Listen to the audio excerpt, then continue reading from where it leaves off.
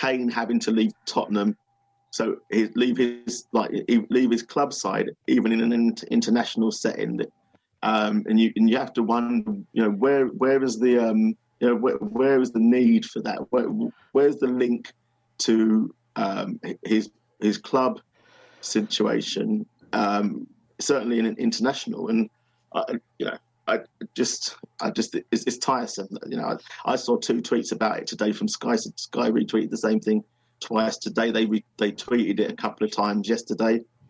We're in an international break. I don't see the relevance to the club situation at the moment. They were talking about Son leaving. I think I can't remember what day it was. It was some point last week where David Ornstein had I think maybe on a Sunday, he'd spoken and he'd done an interview, and I can't remember if the interview was with Jamie Weir or if it just happened to be tweeted.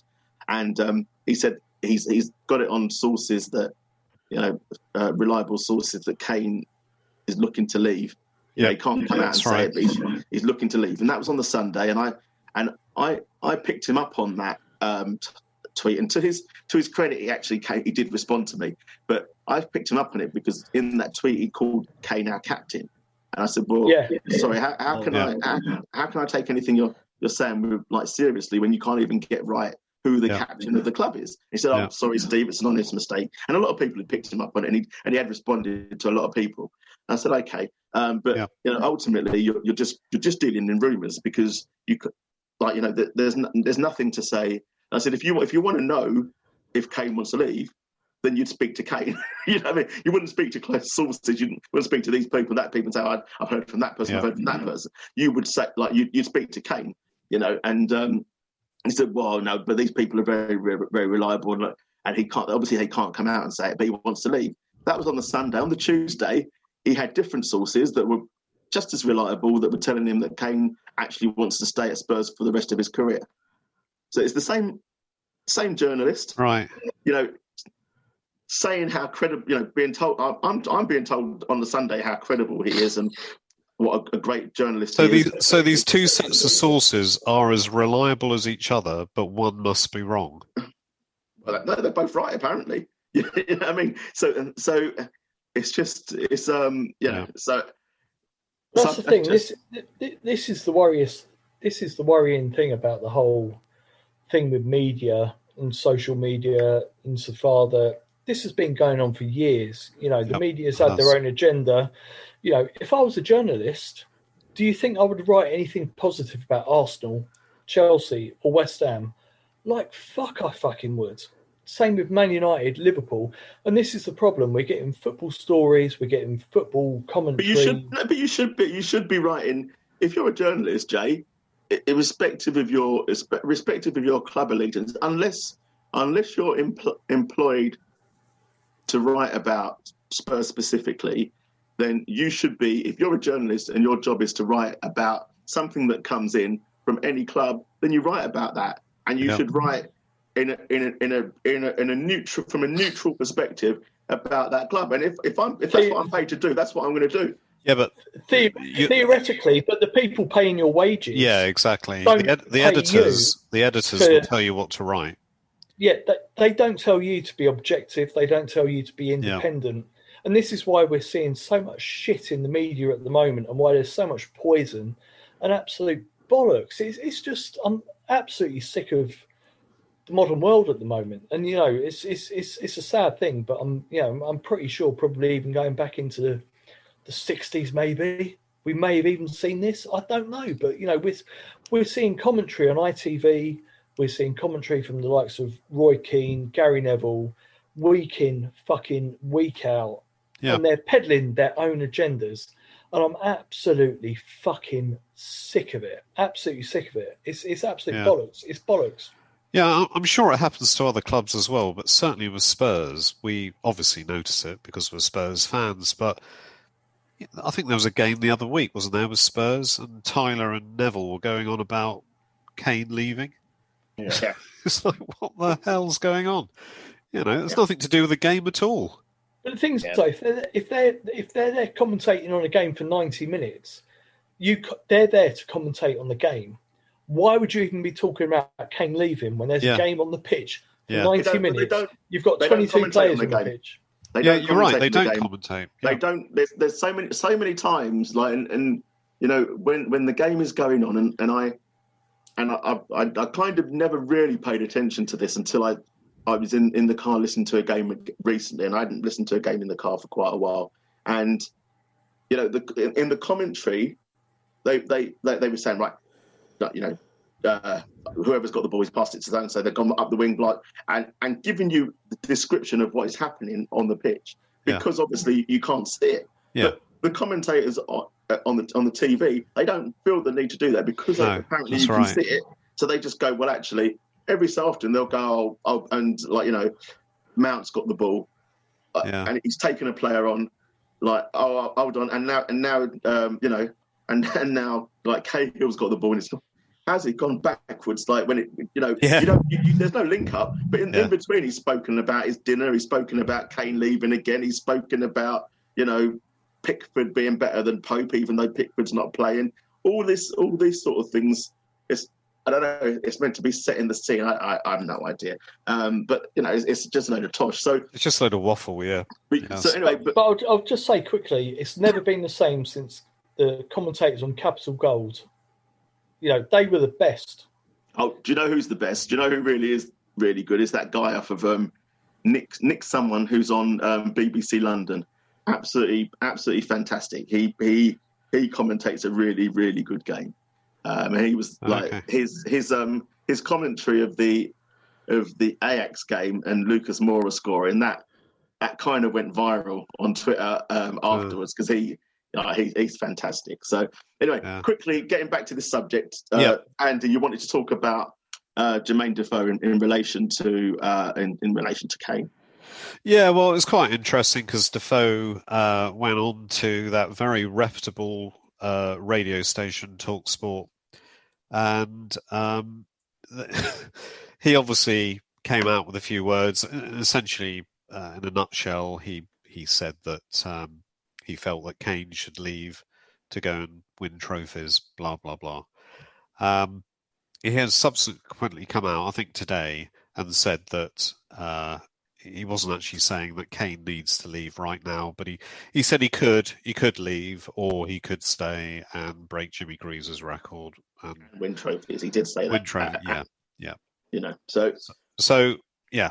But once again, it's all a hoo-ha, isn't it? It's you've got Twitter, you've got social media, just scrutinising everything that everybody says. We're scrutinising it here to a degree, and it's just getting blown out of proportion. But in the reality is that there is no real news here at all. It's just people's opinions winding people up. Yeah, 100%. And I mean, you say scrutinise. I mean, we, you know, considering there's not been a game, we've been scrutinising what's been going on for 40 odd minutes. So you know, we can certainly talk about it anyway. So I think probably, having spoken about it for so long, I think it's a time for our next instalment, especially as Kev's been probably predominantly quiet in that 40 minutes that we've been on. Certainly, we hand over to you now, Kev, and give you an opportunity for the next instalment of Know Your Spurs. So, Kev, over to you. What are you going to bring to us today? To be honest, I think Andy and I off air had sort of had a little discussion of sort of off the cuff 1970s as a decade, really. And you know, it's one, if you were around in that time, like I was, and I went through my teenage years in the 70s, and it was just one hell of a decade as a Spurs fan. It had everything, really, the 1970s. I mean, you start off in 1970 itself. Remember crying my eyes out as a young kid. When the news broke that Jimmy Greaves was leaving. He'd been sold to West Ham in part exchange for Martin Peters, and like every Spurs fan at the time, he was, you know, you think Harry Kane's big, Harry Kane's big because of social media and everything else. But but by God, Jimmy Greaves was. He was just something special to Spurs fans, and we just touched on there with regards. I mentioned very few players come through at a very young age, and they're the superstar and go straight into the first team and never look back. Well, he's one that did. Yeah, at Chelsea, wasn't it? Yeah, exactly. People forget at Chelsea and the hundreds of youth goals he scored and. He was just one special player, and as I say, when it broke and it was in the paper, I can remember crying my eyes out as a 10-year-old boy, and life was coming to an end. Jimmy's gone, and why? Yeah. And it was on everyone's lips. Why were they selling him? But of course, in the 70s, it wasn't the first time, was it? And I can come to that shortly, but certainly that early 1970s, 71 League Cup winners, our first League Cup at Wembley when we beat Aston Villa 2-0 and Chiv scored both the goals, and people forget Aston Villa were a third division club in that game, and again, it was another trip to Wembley. That was my first Wembley final, and it was the League Cup was something more than worth having. It was a trip to Wembley. Every player wanted to play at Wembley, and of course, you not get the chances like you would do today, and very few people or few ex-players that ever appeared at Wembley. And that was quite a team, wasn't it, Kev? Because you had Chivers in there, Peters, Gilzine. Had Ralph Coates joined at that point? I can't remember. No, that was just after. Just after, wasn't it? Yeah. Side, of course. Yeah. But Jennings, Kinnear, Knowles, Mullery, England, who didn't play in that game. It was Peter Collins that. Placed in for the final. Yes. Bill, Gilly, Stevie P, Chiv, Peters.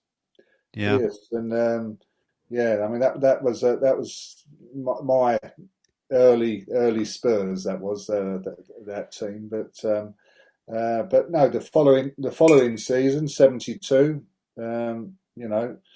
UEFA Cup winners against the Wolves, and often gets replayed the Chivers goal at Molineux. Yep. In the first leg, and the 1-1 draw at White Hart Lane to win the UEFA Cup. And of course, that made us and the first side to win two separate European trophies. Yeah, that's right. 72. So then we were already making waves on the European scene. Yeah, exactly. I think we'd have accepted that this season, wouldn't we? UEFA Cup. Oh yeah, definitely. Yeah, I'd have loved us to win that. That is the thing that we've got ahead of our friends up the road. Is two of those wins. Exactly, yeah. And we've still one more European win than them, and so it goes on. And theirs is a cup winners' cup, isn't it? So it's not even a UEFA. Well, it was the Fairs Cup they won. Fairs, yeah. And, that's it, yeah. That wasn't recognised by both bodies. That's it, yeah. So, we always say it didn't count, that one, I suppose, but for the old Plumstead Wanderers. But early 70s, another one, 73 League Cup win. Norwich with the Ralphie Coates goal, which is often replayed. So those early 70s were, we were cup winners, and it was still I don't know, by 73 it was probably an aging Bill Nick side, and certain players were maybe getting past their sell by date, and probably wanted replacing, but that didn't stop us in 74 when we got to the UEFA Cup final again. Of course, playing Feyenoord over 2 legs. I remember going to the home leg and all the violence in